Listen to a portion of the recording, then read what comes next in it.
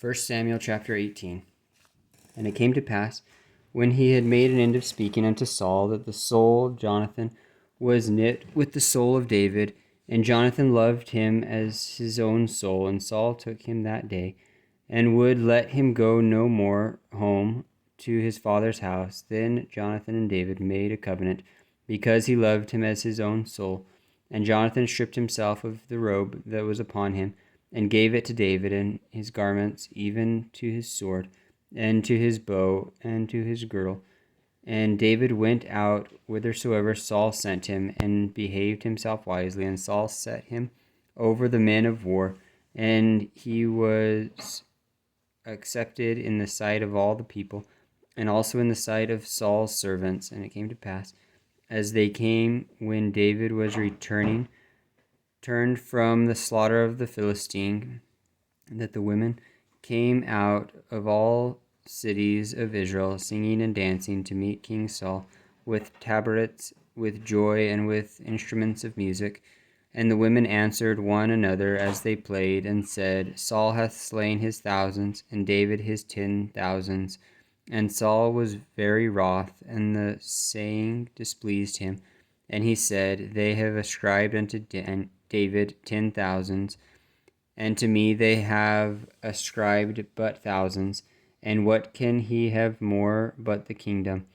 And Saul eyed David from that day and forward. And it came to pass on the morrow that the evil spirit from God came upon Saul, and he prophesied in the midst of the house. And David played with his hand as at other times, and there was a javelin in Saul's hand, and Saul cast the javelin, for he said, I will smite David even to the wall with it. And David avoided out of his presence twice. And Saul was afraid of David, because the Lord was with him, and was departed from Saul. Therefore Saul removed him from him, and made him his captain over 1,000. And he went out and came in before the people. And David behaved himself wisely in all his ways, and the Lord was with him. Wherefore, when Saul saw that he behaved himself very wisely, he was afraid of him. But all Israel and Judah loved David, because he went out and came in before them. And Saul said to David, Behold, my elder daughter Merab, her will I give thee to wife. Only be thou valiant for me, and fight the Lord's battles. And Saul said, Let not mine hand be upon him, but let the hand of the Philistines be upon him. And David said unto Saul, Who am I, and what is my life, or my father's family in Israel, that I should be son-in-law to the king? And it came to pass at the time when Merab, Saul's daughter, should have been given to David, that she was given to Adriel the Moholathite to wife. And Michal, Saul's daughter, loved David. And they told Saul, and the thing pleased him.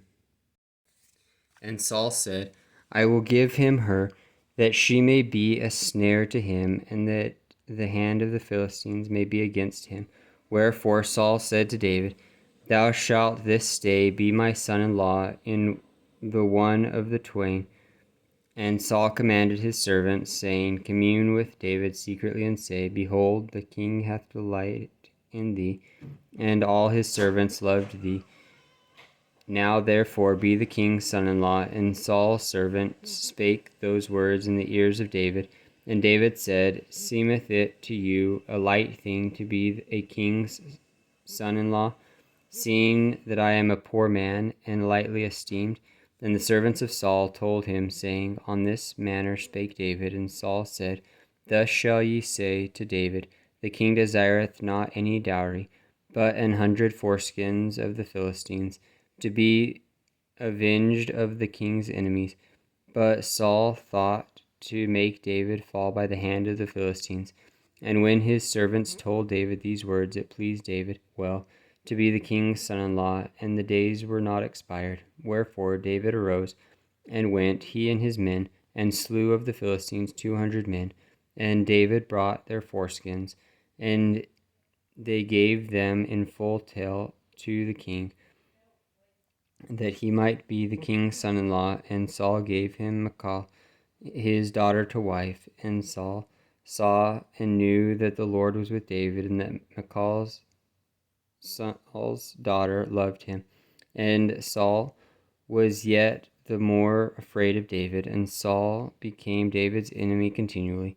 Then the princes of the Philistines went forth, and it came to pass after they went forth that David behaved himself more wisely than all the servants of Saul, so that his name was much set by.